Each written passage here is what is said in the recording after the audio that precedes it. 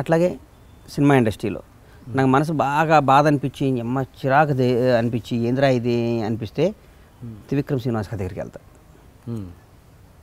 గురుగారు డైరెక్టర్ గారు ఇది ప్లాన్ ఏంటంటే ఆయన దగ్గర ఒక గంట కూర్చుంటే మొత్తం బ్యాటరీ డౌన్ అయిపోద్ది, మొత్తం మళ్ళీ మన మీద మనకి కసి వస్తుంది, మళ్ళీ మనం పని చేసుకుని ఉంటాం. అది ఏంటి ఆయనతో అంత రిలేషన్ మీకు అంటే ఎట్లా ఏర్పడ్డది? త్రివిక్రమ్ గారు నా ఫస్ట్ ఆయనతో సినిమా చేద్దామని ఎప్పటి నుంచో జరుగుతున్నా. మా తీన్ మార్క్ డైలాగ్ రైటర్ ఆయన. తర్వాత ఆ సినిమా ఫ్లాప్ అయినాక పాపం గబ్బర్ సింగ్ సినిమాని తీన్ మార్ అప్పుడు నేనే కొనటం జరిగింది దబాంగిని. హీరో గారు సొంతంగా చేస్తారా పవన్ కళ్యాణ్ క్రియేటివ్ వర్క్స్ మీద అని చెప్పారు. చేసుకోండి బాబు, మొత్తం నేను ప్రొడక్షన్ చేసి పెడతానని చెప్పారు. అయినాక ఆ ఫ్లాప్ అయిన జర్నీలో హీరో గారు నాకు ఇద్దామని మెంటల్గా ఫిక్స్ అయ్యారు, గణేష్కి ఇద్దామని. త్రివిక్రమ్ గారు కూడా వెళ్ళి ఈ సినిమా గణేష్ చేస్తే బాగుంటుందని చెప్పి నా కోసం సెట్ చేసి గబ్బర్ సింగ్ అనే సినిమా ఇవాళ రూపురేఖలు దిద్దుకోవడానికి పవన్ కళ్యాణ్ గారితో పాటు త్రివిక్రమ్ గారు కూడా అంత ముఖ్యం. అంటే అది నా జీవితాన్ని నేను మార్చిన సినిమా కదా సార్. నేను ఎప్పుడు పవన్ కళ్యాణ్ గారు అంటే త్రివిక్రమ్ గారు అన్న, పవన్ కళ్యాణ్ గారు అంటే త్రివిక్రమ్ గారు అంటే నాకు ఒక బుక్ లాంటాడు. ఆయన ప్రతి విషయంలో ఆయనతో నాకు పర్సనల్ డీప్ ఉంటే ఆయనతో మాట్లాడుతుంటాను. తీన్ మార్ సినిమాకి త్రివిక్రమ్ గారు పర్ఫెక్ట్గా పూర్తి స్థాయిలో వర్క్ చేశారండి, లేదంటే కొంచెం ఆయన వేరే ప్రాజెక్టులో బిజీ ఉండడం వల్ల దీని మీద అంత కాన్సన్ట్రేట్ చేయలేకపోయారు అన్నది ఒక టాక్, నిజమేనా? ఎంతవరకు? ఏం లేదు, బ్రహ్మాండంగా రాసి పెట్టారు. ఆ సినిమాలో ఈ కర్ణుడి సాగు 100 కాండాలని కానీ పాపం త్రివిక్రమ్ గారు కానీ కథలో ఎవరు లేదు, టైం లేక దాని మీద కొంచెం ఇంకా మనసు పెట్టలేదు. చూసారు ఆయన పాపం అన్నీ చేశారు సార్. ఆ సినిమా ఏమో ఇప్పటికి కూడా నాకు అర్థం కాదు సార్. ఆ సినిమా ఎందుకు ఆడలేదు, నాకు గబ్బర్ సింగ్ అంటే అదే నచ్చింది ఎక్కువ. మరి ఏందో నా కర్మ. నాకు ఇప్పటికి కూడా సరే, ఇప్పుడు కూడా మీరు సినిమా చూడండి, పిండేస్తుంది గుండె. ఎందుకు ఆడలేదు మన చేతిలో ఏముండదేమో అని అనిపించింది. గబ్బర్ సింగ్ తర్వాత ఆ సినిమా పడి ఉంటే హిట్ అయ్యేదేమో. ఇప్పుడు రిలీజ్ చేసిన దాన్ని సరిగ్గా ఎడిటింగ్ చేస్తే విక్రమ్ గారితో చేస్తే మళ్ళీ సూపర్ హిట్ అయ్యేది, డౌట్ లేదు. ఓకే. ఇంతమంది మర్చిపోయాను, కుటుంబం గురించి మాట్లాడడంలో మర్చిపోయాను. మీది ఉమ్మడి కుటుంబం, ఇప్పటికీ మీరు నాకు తెలిసి కలిసే ఉంటారు కదా? బ్రదర్స్ ఒకటే బ్రదర్. అదే బ్రదర్స్ అంటే మీరు ఇద్దరు, అండ్ సిస్టర్స్ ఏం లేరు. సో చెప్పండి, ఉమ్మడి కుటుంబంలో ఉన్న గొప్పతనం ఏంటి, మీరు దాన్ని ఎలా ఎంజాయ్ చేస్తున్నారు, ఎలా ఇప్పుడున్న యూత్కి మీరు అది ఎలా మెసేజ్ ఇస్తారు? ఎప్పుడు మా అన్నకి నాకు నీది నాదని రాలేదు సార్ ఇప్పటివరకు, రాదు కూడా ఏమో. అట్లా శివబాబు బండ్ల అనే మావాడు, అవును, ఇప్పటివరకు మా ఇద్దరికి రాలేదు, అది రాదు కూడా ఏమో. ఎందుకంటే ఇక మా పెద్దదానికి మా అన్న బిడ్డకి పెళ్లి కూడా చేస్తున్నాం, నెక్స్ట్ ఇయర్ ఇప్పుడు చేస్తాం కాబట్టి మాకు ఇక రాదు. ఇక మేము అందరూ అనుకుంటారు నీది నాది, అట్లా మా ఇద్దరి మధ్యన ఉండదు మాకు. మేము అట్లా మా అమ్మ నాన్న మమ్మల్ని అట్లా పెంచారండి. ఓకే. ఇప్పుడు పిల్లల్ని కూడా అలాగే అనుకుంటున్నాం. మన చేతులు ఏమని సార్, మనం ప్లాన్ వేస్తే భగవంతుడు మాస్టర్ ప్లాన్ వేస్తాడు. మన చేతులు ఏమని చెప్పండి, మనం ప్లాన్ వేసుకుని వెళ్తాం. దారిలో యాక్సిడెంట్ అయిందంటే షాద్నగర్ పోవాలని బయలుదేరుతాం, దారిలో యాక్సిడెంట్ అయితే మన చేతిలో లేదు కదా. మన ప్లాన్ అయితే కరెక్ట్గానే ఉంది, మరి భగవంతుడు యాక్సిడెంట్ కాకుండా చూడాలి. మీ ఎడ్యుకేషన్ ఇంటర్ ఫెయిల్ అన్నారు కదా, ఇప్పుడు మామూలుగా ఇప్పుడు నార్త్ నుంచి ఆర్టిస్టులు వస్తారు, హీరోయిన్, విలన్స్, పిల్లలతో ఇంకా అదర్. మీరు ఢిల్లీ కూడా రెగ్యులర్గా వెళ్తుంటారు, మీరు ఎట్లా? నేను ఇంగ్లీష్ హిందీ బ్రహ్మాండంగా మాట్లాడతాను సార్. అవునా? ఓకే, అడుగుతున్నాను. నా బాధను వాళ్ళకి అర్థం చేసుకుంటారు. ఇది ఇంగ్లీష్ సాధన వాళ్ళకి తెలిసినాక నాతో మాట్లాడతారు. కంటెంట్ అర్థం, నా బాధ అర్థం అవుద్ది, కంటెంట్ ఎందుకు. ఈ ఫుల్ బట్టలు ఏమైనా తప్పులు ఉండొచ్చు కానీ నా బాధ వాళ్ళకి అర్థమైపోద్ది. కాజల్ గిజల్ అందరినీ ఎవరినైనా హీరోయిన్ ఇంగ్లీష్లో వాయించిపోతుంది వాడిని. ఫుల్ మీద కామెడీ చేస్తుంటారా? కామెడీ వర్క్ ప్రొడక్షన్ చేసేటప్పుడు కామెడీ లేదు సార్. కామెడీ అనేది భాష మీద. సినిమా స్టార్ట్ అయ్యేదాకా డైరెక్టర్ని హీరోని నా ఫ్రెండ్స్లా చూస్తా, సినిమా స్టార్ట్ అయిన రోజు నుంచి ఎనిమిదిలా చూస్తా. ఎందుకంటే నా సినిమా నేను దెబ్బ కొడతారా అని నా మనసులో అట్లా అమ్మో వీళ్ళు ఏం చేస్తున్నారు చూడాలని. సినిమా అయిపోయిన దగ్గర నుంచి మళ్ళీ వాళ్ళు, ఎందుకంటే సినిమా అనే ప్రాణం సార్ అక్కడ. మమ్మల్ని బతికిచ్చేది సినిమా కాబట్టి సినిమా తర్వాత ఏదైనా.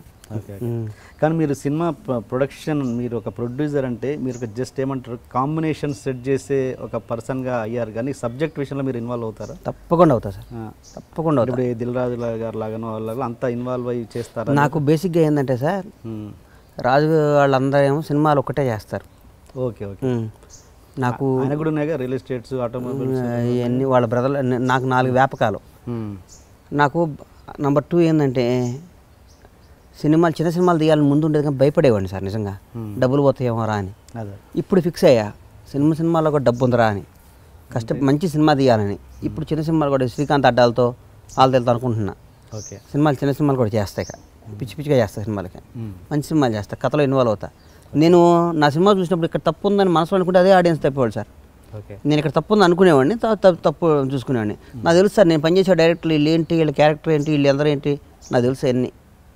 Okay, okay. అంటే కానీ అనేది మ్యాక్సిమం మీరు కొన్ని సినిమాలకి స్టేట్మెంట్ ఇచ్చినట్టు 60 రోజులు అసలు నేను పట్టించుకోలేదు, పూరి జగన్నాథ్ మీద వదిలేసాను, 2 అమ్మాయిలు. 100%. మరి అది అప్పుడు మీరు ఇన్వాల్వ్ కానట్టేగా. ఇన్వాల్వ్ కానట్టంటే అప్పుడు బాద్షా సినిమా షూటింగ్ జరుగుతుండేది. పూరికి నాకున్న రిలేషన్ అట్లాంటిది. అన్న బడ్జెట్ గిడ్జెట్ అన్న అనుకొని పంపించేవాడిని. 60-70 రోజులు వెళ్ళేవాడిని కాదు, పూరి గారి మొత్తం చేసి పెట్టేవాడు. Okay, okay. అక్కడ ఏంది చిన్న కాంబినేషన్లో ఏదైనా సరే చిన్న క్లాష్ ఏమైనా వచ్చింది అక్కడ 2 అమ్మాయిలతో, పూరికి అర్జున్కి, అల్లు అర్జున్కి? ఏం లేదండి, చిన్న కాంబినేషన్ అలాంటి చేంజెస్లో అట్లా ఏం లేదు. ఓకే.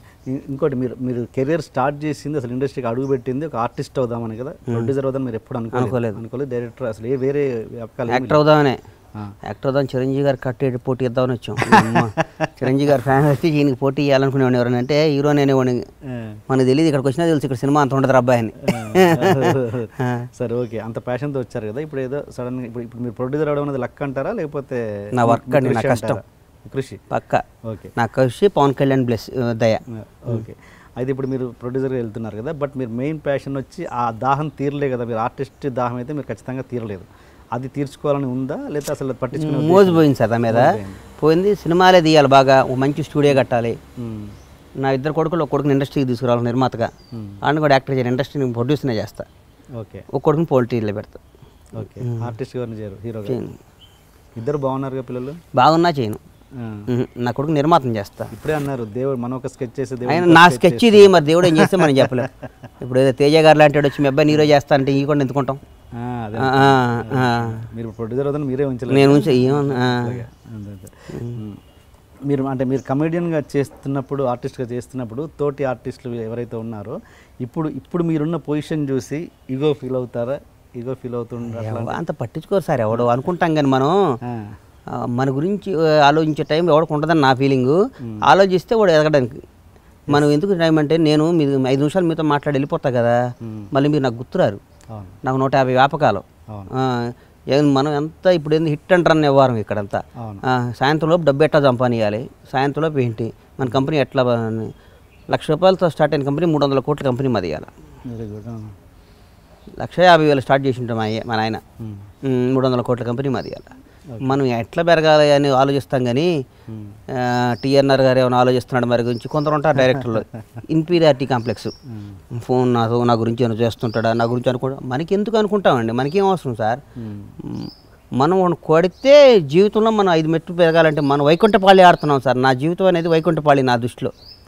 పాములు ఉన్నాయి, నిచ్చెనలు ఉన్నాయి.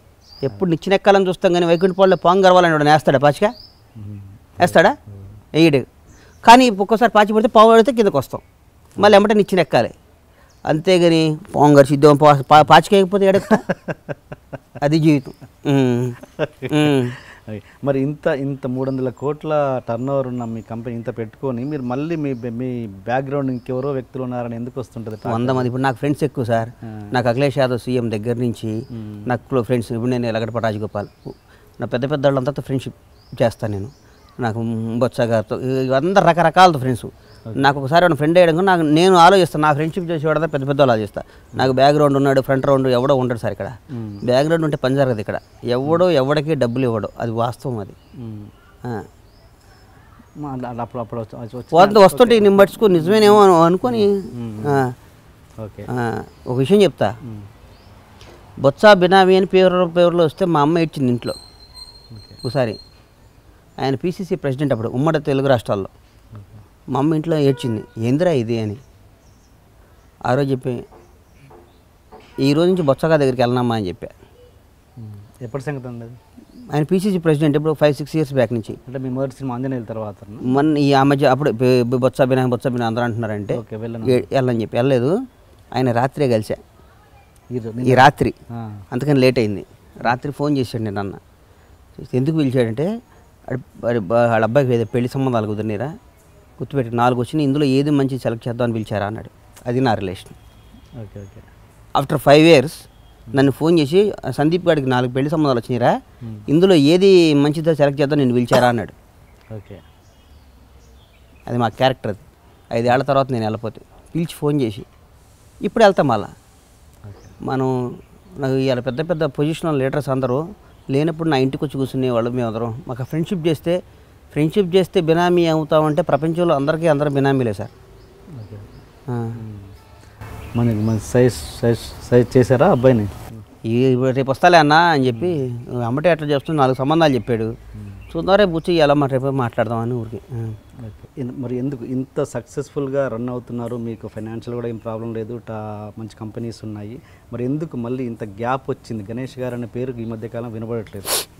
వాస్తవంగా చెప్పాలంటే సార్, ముందు మాది టెంపర్ సినిమా అప్పుడు కానీ 12.5 lakhs పౌల్ట్రీ ఉండేది, 15 లక్షల కోళ్ళు ఉండేవి. ఓకే, ఒకేసారి 10 లక్షల ఫామ్ మొదలుపెట్టాం షాద్నగర్లోనే. నేను లేకపోతే మా అన్న వల్ల కావట్లేదు. ఓకే, ముందు ఫ్యామిలీని సెట్ చేద్దామని అటు వెళ్ళి మొత్తం 25 lakhs కంప్లీట్ చేసి, ఈలోపు యూపీలో పాపం అఖిలేష్ యాదవ్ గారు 100 acres ల్యాండ్ ఇవ్వడం జరిగింది గవర్నమెంట్ తరఫున. అక్కడ కూడా మొదలు పెడదామని అనుకొని మొత్తం స్టార్ట్ చేసి వద్దాం అనుకున్నా. కానీ ఈ 2 years తర్వాత కూడా సినిమాలు దిగిపోతే ఏదో వెళ్తే నాకు ఏందో మిస్ అవుతున్నారా ఎయిర్పోర్ట్లో కనపడ్డా ఆళ్ళు కనపడ్డా సినిమాలు తీయండి సార్ అని. ఏ నిర్మాతకు ఉండదేమో నా అంత క్రేజ్ పాపం తీయండి అంటే అనిపించింది. మొన్న ఒక 3-4 days బ్యాక్ మా బాస్ దగ్గరికి వెళ్ళి బాబు సినిమాలు తీస్తాం మళ్ళీ అంటే తీరా అది అని చెప్పి అనుకున్నాం, మొదలుపెట్టాను. ఇక బాగా సినిమాలు తీస్తూనే ఉంటాయి. ఇప్పుడు ఏమన్నది ట్వీట్ పెట్టారు, అది హల్చల్ అయిపోయింది. Boss is Ganesh Bandla is back with boss అని. ఏంటి మరి ఎప్పుడు చేస్తున్నారా ఏంటి? ఆయనతో సినిమా చేయవసరం లేదు సార్, ఆయన పక్కన ఉంటే చాలు. సూర్యుడు రేసు పెడితే చాలు అన్నట్టు ఆయనతో సూర్యుడి దగ్గరికి వెళ్ళటం ఎందుకు? ఆ రేసు పెడితే చాలుగా వెలుగు ఇంత అక్కడెక్కడో ఉన్న సూర్యుడు వెలుగు పడుతుంటే మనకి కాలుతుంది. అట్లా అంటాడు సూర్యుడు లాంటితో ఆయన రేసు చాలు నాకు అని ఆలోచిస్తా. వెళ్ళిపోయాక ఆయనతో 2 సినిమాలు చేసాక అవకాశం వస్తుంది, మళ్ళీ చేస్తా, తప్పకుండా చేస్తా. 2 ప్రొడక్షన్స్ కలిపి ఒక సినిమా చేస్తున్నారని తెలిసి చేస్తాం. ఇప్పుడు సినిమాలు చేస్తున్నాం. పవన్ కళ్యాణ్ క్రియేటివ్ వర్క్స్ అని పరమేశ్వర ఆర్ట్ ప్రొడక్షన్స్ కలిపి చేస్తాం. అంటే చిన్న సినిమా ఏదో చిన్నయే అన్ని సినిమాలు చేస్తాం. ఏ సినిమా చేసినా నా banner Pawan Kalyan creative works అని పరమేశ్వర ఆర్ట్ ప్రొడక్షన్స్ కొన్ని సినిమాలు చేద్దాం అనుకున్నాం, మొదలు పెడతాం.